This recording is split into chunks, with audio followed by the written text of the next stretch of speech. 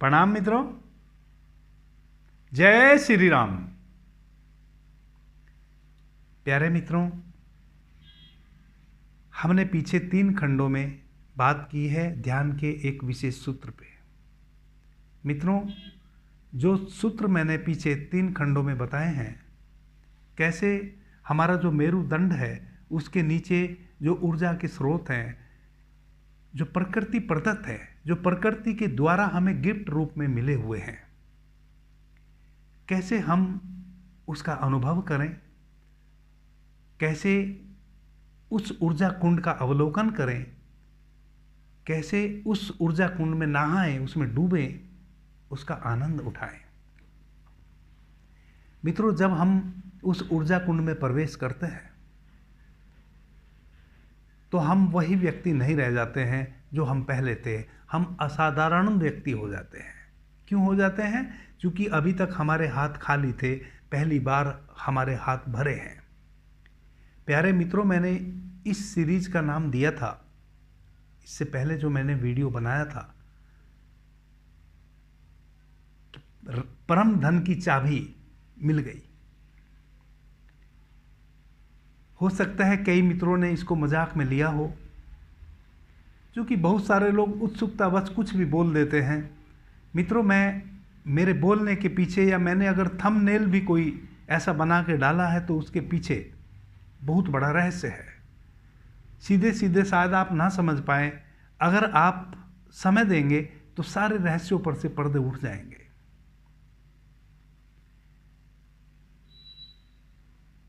मित्रों, मैंने जो कहा कि परम धन की चाबी मिल गई, यानी कि मैंने तो सूत्र बता दिया। अब ये आपके हाथ में है कि आप उस सूत्र के साथ खेलें, उस पर अभ्यास करें और अभ्यास करके उस चाबी को अपने हाथ में ले लें। वह सच में ही राम रतन परम धन जहां छिपा है, वह उसकी चाबी है। उस ऊर्जा के भंडार में आप कभी भी प्रवेश नहीं कर सकते। जो मैंने विधि बताई है, उस अभ्यास से ही आप उस ऊर्जा क्षेत्र में प्रवेश कर सकते हैं। मित्रों, हजारों लाखों लोगों ने हजारों लाखों प्रकार से चर्चाएं की हैं, उस ऊर्जा क्षेत्र में प्रवेश किया, कैसे उसको ट्रांसफॉर्म करना है। बहुत सारी विधियां हैं। जितनी सहज और सरल विधि यह है जो 3 खंडों में मैंने चर्चा की है, दुनिया में कोई इतनी सहज विधि नहीं है। और इसको आप मजाक में कभी भी मत लेना। मैंने राम रतन धन की चाबी ही आपके हाथ में दे दी है, कुंजी ही आपके हाथ में दे दी है। अगर आप अभ्यास करेंगे, अगर आप अभ्यस्त होंगे, अगर आप अभ्यासी होंगे, तो जरूर आप उस ऊर्जा कुंड में प्रवेश करेंगे। मित्रों, कैसे उस ऊर्जा को ऊपर की ओर ट्रांसफॉर्म करना है, इसके ऊपर मैंने 3 खंडों में बात की है। आज हम बात करेंगे, हमारे सहस्त्रार्थ तक उस ऊर्जा का उधर्वगमन हो गया है। उस ऊर्जा को हम ट्रांसफॉर्म करके अपने अभ्यास से अपने सहस्त्रार्थ तक ले आए हैं। लेकिन इस सहस्त्रार्थ तक ऊर्जा आने से पहले और हमारे उस ऊर्जा क्षेत्र में प्रवेश करने तक के जो बीच के जो अनुभव हैं, वे भी बड़े अद्भुत हैं। उन पे चर्चा कर लेना बहुत अनिवार्य है, वरना तो मित्रों को पीछे उन 3 खंडों में मैंने क्या कह दिया और क्यों हम ऐसा करें, समझ में ही कुछ नहीं आएगा। प्यारे मित्रों, सबसे पहले तो मैंने कहा कि हम दूसरे ही व्यक्ति हो जाएंगे जैसे ही हम उस ऊर्जा क्षेत्र में प्रवेश करते हैं, क्योंकि हमारे हाथ भर गए। और किससे भर गए? परम धन से, जो अब कभी समाप्त नहीं होगा। क्योंकि वह जो ऊर्जा का क्षेत्र है, वह प्रकृति प्रदत्त है, वह सीधा ब्रह्मांड से जुड़ा है, उसकी कोई सीमा नहीं है, वह असीम है। आप चाहे जितना खर्च करो। जिसको पाने के बाद मीरा ने कहा था, पायो जी मैंने राम रतन धन पायो, वस्तु अमोलक दीमय सतगुरु, दिन दिन बढ़त सवायो। पायो जी मैंने राम रतन धन पायो। मित्रों, यही है वो राम रतन धन। क्योंकि आगे की जितनी भी प्रक्रिया अध्यात्म के क्षेत्र में है, इस राम रतन धन के बगैर आप अपनी आध्यात्मिक यात्रा नहीं कर सकते हैं। आप चाहे भक्ति मार्ग से आध्यात्म यात्रा में आगे बढ़ें, सांख्य दर्शन से बढ़ें, योग के माध्यम से बढ़ें, ध्यान के माध्यम से बढ़ें, प्रेम के माध्यम से बढ़ें, भक्ति के माध्यम से बढ़ें, इतने सारे मार्ग हैं। आप किसी भी मार्ग से आध्यात्मिक पथ पे यात्रा कर सकते हैं, लेकिन यात्रा सफल उसी दिन होगी जिस दिन आप अपने इस ऊर्जा क्षेत्र में प्रवेश कर जाएंगे, इससे पहले नहीं। क्योंकि परमात्मा से मिलन क्या है, कैसे मिलोगे? यह जो प्रकृति प्रदत्त ऊर्जा निहित है हमारी मेरुदंड के नीचे, इसी ऊर्जा को तो ट्रांसफॉर्म करते हुए हमें सहस्त्रार से के माध्यम से ब्रह्मांड से जुड़ना है, परमात्मा से जुड़ना है। यही तो चाबी है वह। इस चाबी के बगैर हम ताला कैसे खोलेंगे? यहां आके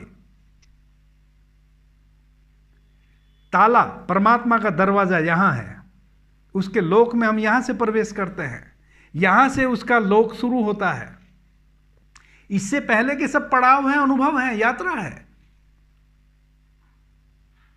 जब तक उस परम धन में हम उस चाबी, वह चाबी जब तक हमारे पास ना होगी, यानी कि जब तक वह ऊर्जा पुंज, ऊर्जा स्रोत, वह प्रकाश पुंज, उसमें हमारा प्रवेश ना होगा, उससे हमारी दोस्ती ना होगी, उससे हमारी पहचान ना होगी, तब तक हम कैसे उस ताले को खोलेंगे? चाबी तो यही है। किसी भी मार्ग से हम, किसी भी मार्ग से, तंत्र से, मंत्र से, जिस माध्यम से भी हम अध्यात्म पथ पे चले, भले ही आपको पता भी ना चले, ऐसा भी हो सकता है। अगर कोई भक्ति मार्ग से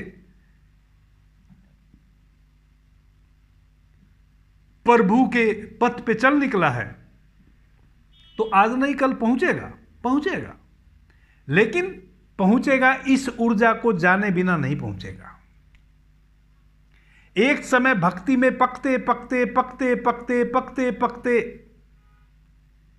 जब भक्ति अपने चरम को छू जाएगी, जैसे मीरा कहती थी, पायो जी मैंने राम रतन धन पायो। और एक बात और कहती थी मीरा, नाच उठी रे मैं मस्तानी दीवानी। नाच उठी रे, ऐसे ऐसे गीत मीरा गाती थी। नाच उठी रे मैं मस्तानी दीवानी।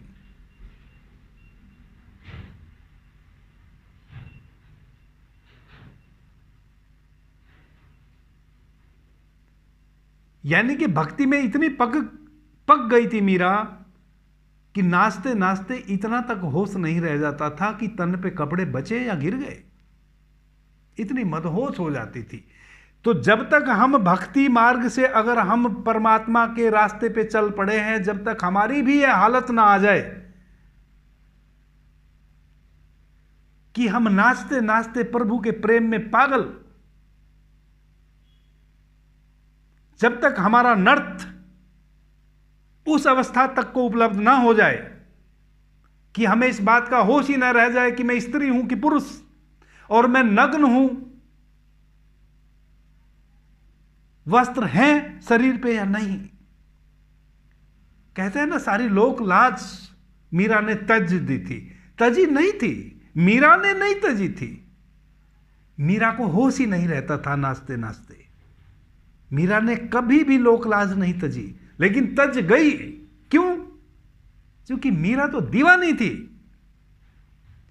और जब कोई मीरा इस तरह दीवानी हो जाती है प्रभु की, मेरे तो गिरधर गोपाल दूसरा ना कोई, जब गिरधर गोपाल के अतिरिक्त दूसरा कोई और नजर ही नहीं आता हो, तब वह ऊर्जा का स्रोता खुलता है।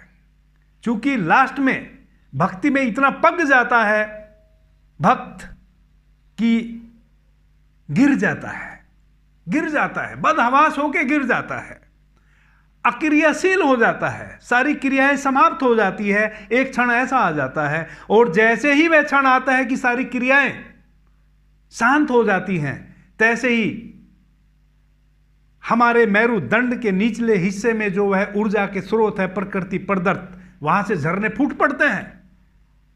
तैसे ही वे झरने फूट पड़ते हैं। इसलिए आप चले किसी भी मार्ग से, लेकिन इस ऊर्जा क्षेत्र में आपको प्रवेश करना ही होगा। जिस विधि को मैंने बताया हूं, यहां आप जान के प्रवेश कर रहे हैं, लेकिन मीरा का जो मार्ग है उसमें अनजाने प्रवेश हो जाता है। लेकिन कब होता है? जब मीरा पागल हो जाती है नाचते नाचते। पागल से मेरा मतलब मैडनेस नहीं है, वह पागलपन नहीं है कि गाली देने लगे, ईंट पत्थर फेंकने लगे। प्रभु के प्रेम में पागल, नाच उठी रे मैं दीवानी मस्तानी, मेरे तो गिरधर गोपाल दूसरा ना कोई। जब वह उस अवस्था में आती है कि गिरधर गोपाल के अतिरिक्त दूसरा और बाकी सबका अस्तित्व खत्म हो गया। सबका किसका? मीरा का भी। जब मीरा इतनी मदमस्त हो जाती है कि स्वयं को भी भूल जाती है, एकमात्र गिरधर गोपाल रह जाते हैं, तब वह घटना घटती है।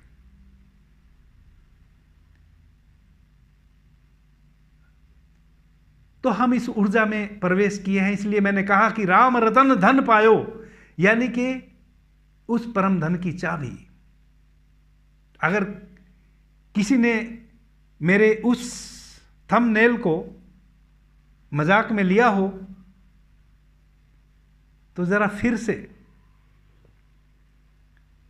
उस वीडियो को सुनना। वह राम रतन धन पायो, चूंकि मैं वो पुरानी बातें नहीं दोहराना चाहता हूं।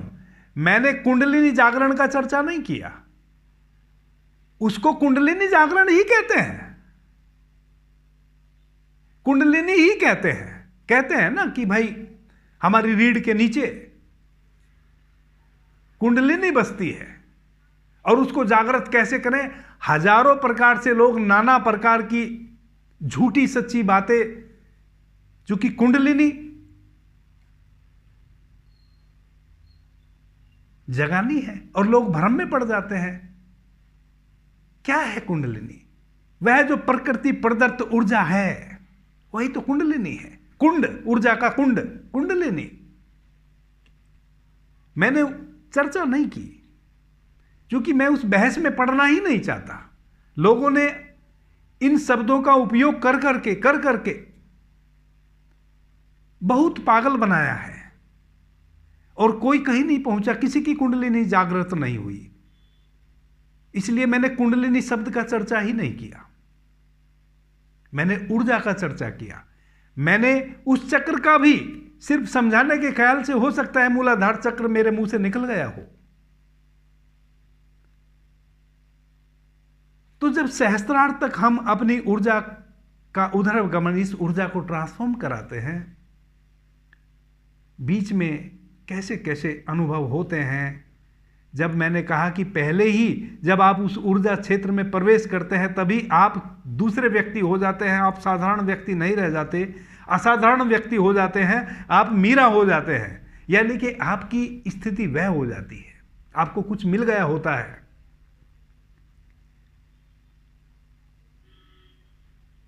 और जब आप उस ऊर्जा को ट्रांसफॉर्म करते हैं अपनी नाभि में, और नाभि से अपने हृदय में, और हृदय से सहस्त्रार चक्र पे अभ्यास करते करते, तो सुनने में तो ये छोटी सी बात लगी होगी जब मैंने 3 खंडों में पीछे चर्चा की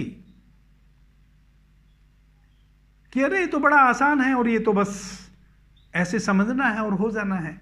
नहीं, इसका अभ्यास करना है। और जब इसका अभ्यास करोगे मित्रों, तो सहस्त्रार तक आते आते वह ऊर्जा जो आप ट्रांसफॉर्म करा रहे हैं, जैसे जैसे वह ऊर्जा ऊपर की ओर ट्रांसफॉर्म करेगी, ऐसे ऐसे अनुभव होंगे जो पहले आपने पढ़े भी नहीं है, कहीं सुने भी नहीं है किसी से। प्रत्येक व्यक्ति के अपने अलग अनुभव होंगे, इसलिए मैंने कहा कि पढ़े भी नहीं होंगे, सुने भी नहीं होंगे, क्योंकि हमारी कुछ स्थितियां ऐसी बन गई हैं, कुछ ऐसा हमारे दिमाग में फितूर डाल दिए गए हैं कि यही अनुभव होगा। वही अनुभव कैसे हो सकता है? प्रत्येक व्यक्ति अनूठा है।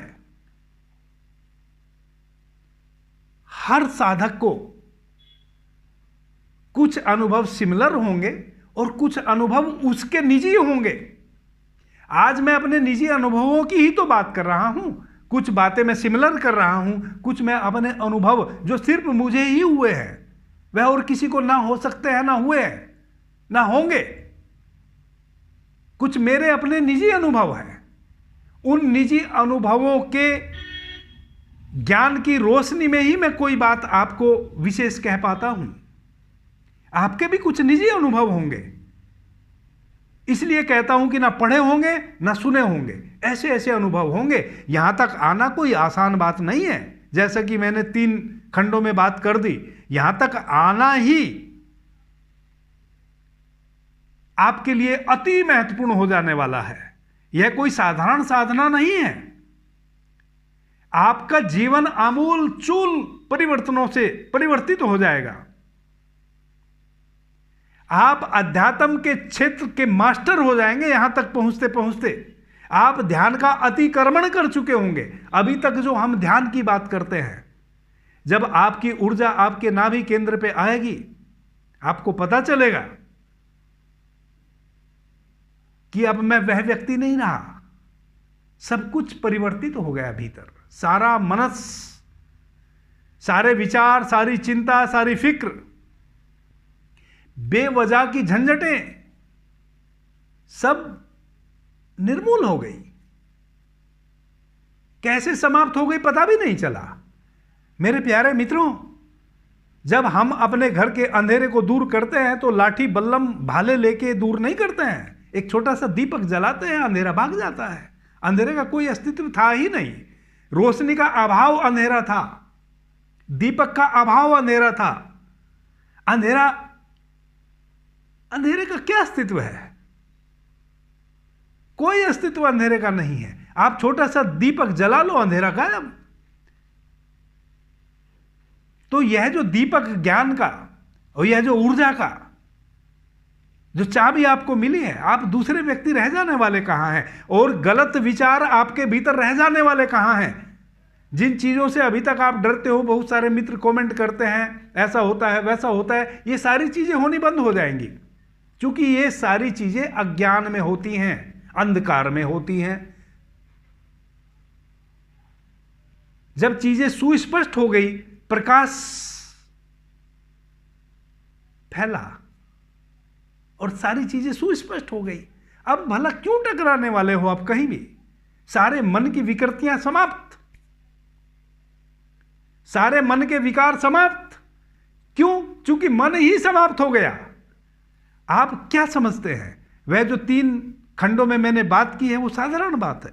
जैसे जैसे आप ऊर्जा का आरोहण यहां तक करेंगे, तैसे तैसे मन नाम की चीज ही नहीं बचेगी, क्योंकि यहां तक आने का मतलब है आप ध्यान का अतिक्रमण कर गए, आप समाधि में प्रवेश कर गए। मेरे मित्रों, यहां तक ऊर्जा को उधर गमन कराना ध्यान है। ऐसा कहें कि आप नदी के इस किनारे पे खड़े हैं और नदी का एक वह किनारा भी है, और इसको ऐसा समझने की कोशिश करें कि नदी का यह किनारा जिधर हम खड़े हैं यह तो संसार है, और नदी का जो वह किनारा है वह परमात्मा का लोक है।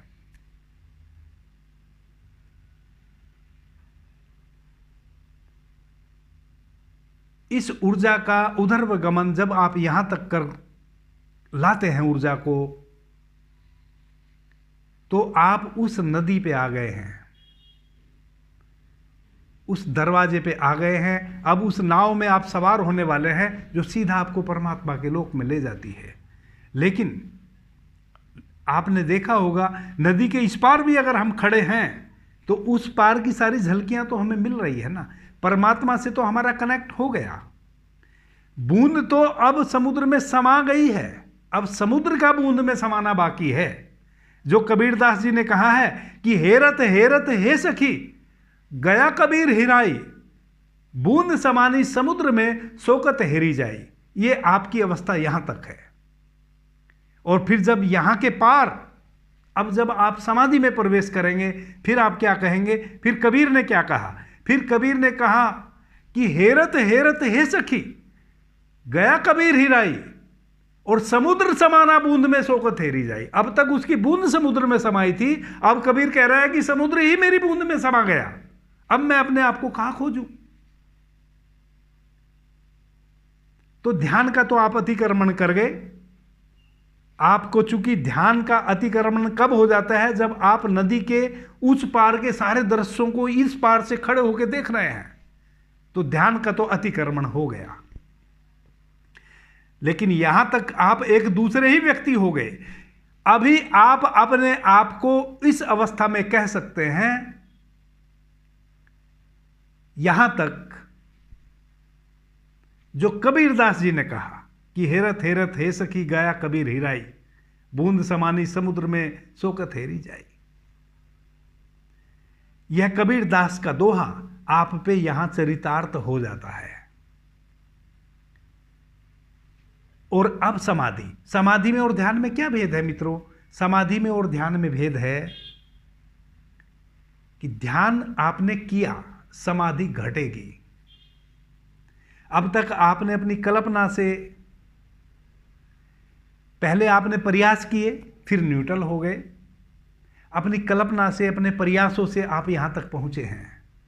समाधि का मतलब अब नदी के उस किनारे पे पहुंच जाना है। जैसे ही सहस्त्रार चक्र पे ऊर्जा का आरोहण हुआ, आप नदी पे आ गए, किनारे पे आ गए। अब जो हमारा ये सहस्त्र दल कमल है, जो ऋषियों ने अपने अनुभवों से, जैसे एक कमल के फूल में सैकड़ों पंखुड़ियां होती है, वैसे इसको भीतर से जब हम अनुभव करते हैं तो एक चक्र है। अब इसको हम कमल कहें, चक्र कहें, या कहें कि हमारे सहस्त्रार में वह जो पॉइंट है ऊर्जा के, हमारी ऊर्जा ट्रांसफॉर्म होके जब यहां तक आती है तो वह ऊर्जा अब सहस्त्रार चक्र, यानी कि जो कमल दल है, उसको समझने के ख्याल से ऐसा समझे कि वह जो हमारा सहस्त्रार है, यह एक कमल का फूल है, और कमल के फूल में सहस्त्रों पंखुड़ियां हैं। उन पंखुड़ियों से अब ऊर्जा जो हम नीचे से ऊपर की ओर लाए हैं, वह बाहर बहने लगी है। बाहर बहने लगी है, ब्रह्मांड में बहने लगी है, ब्रह्मांड में विलीन होने लगी है। अब इस अनुभव को जस्ट आप बस इसके साक्षी ही बने रहेंगे। यहां आपको कुछ भी नहीं करना है।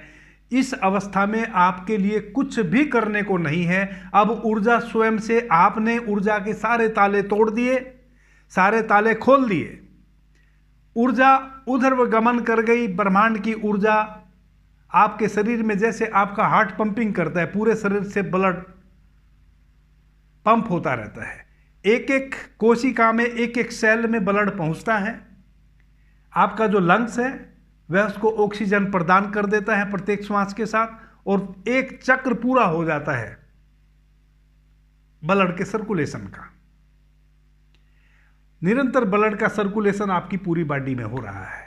उधर ब्रह्मांड से ऊर्जा आपके निचले चक्र में आ रही है, और उधर सहस्त्रार से बाहर जा रही है। एक चक्र बन गया, एक वर्तुल बन गया, एक वर्तुल बन गया। जैसे ये पृथ्वी एक वर्तुल के रूप में घूम रही है, सूर्य के चक्कर लगा रही है, वैसे आप भी इस ब्रह्मांड में, आपकी जो चेतना है ऊर्जा रूपी, वह इस ब्रह्मांड में ऐसे चक्कर लगाना शुरू करती है। आप इसके उस दिन साक्षी बन जाते हैं। जस्ट आपको यहाँ कुछ भी नहीं करना है।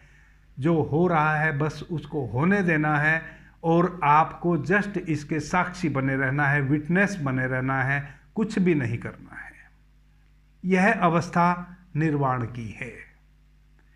जब हम इस अवस्था में पहुंच जाते हैं, जब हमारी ऊर्जा इस कमल की पंखुड़ियों से बाहर बहने लगती है, इस ब्रह्मांड में विलीन होने लगती है, इस अवस्था को कहते हैं निर्वाण की अवस्था। अब हम चाहें तो दोबारा जन्म लेंगे, नहीं चाहे तो नहीं लेंगे। यह सारा ऊर्जा का खेल आपको समझ में आ गया होगा मित्रों। मेरा एक निवेदन है आपसे, इसको अगर और बारीकी से आपको जानना है, कैसे प्रत्येक चक्र से ऊर्जा हो ऊपर की ओर उधर गमन होता है, उसके क्या स्वभाव है और कब कब क्या क्या अनुभव आपको हो सकते हैं, और कैसे आप उसको आगे बढ़ते बढ़ते बढ़ते बढ़ते चले जा सकते हैं। अभी तो चूंकि मैंने 4 चक्रों पे ही काम किया है और 4 चक्रों के माध्यम से बहुत इजी हम अपने सहस्त्रार पे अपनी ऊर्जा को लाने में कामयाब हो जाते हैं। लेकिन अष्टांगिक मार्ग में 7 चक्रों से ऊर्जा को गुजारना होता है। उस संदर्भ में भी मैंने बात की है। मेरे चैनल में एक प्ले लिस्ट है जिसमें 8 या 9 वीडियो हैं, 7 शरीर और 7 चक्र। वह अगर 9 वीडियो आप सुन लेंगे तो बहुत ही अच्छा रहेगा, मेरा निवेदन है आपसे। मित्रों, आपने मुझे ध्यान से प्रेम से सुनना, उससे मैं बहुत अनुग्रहित हूं।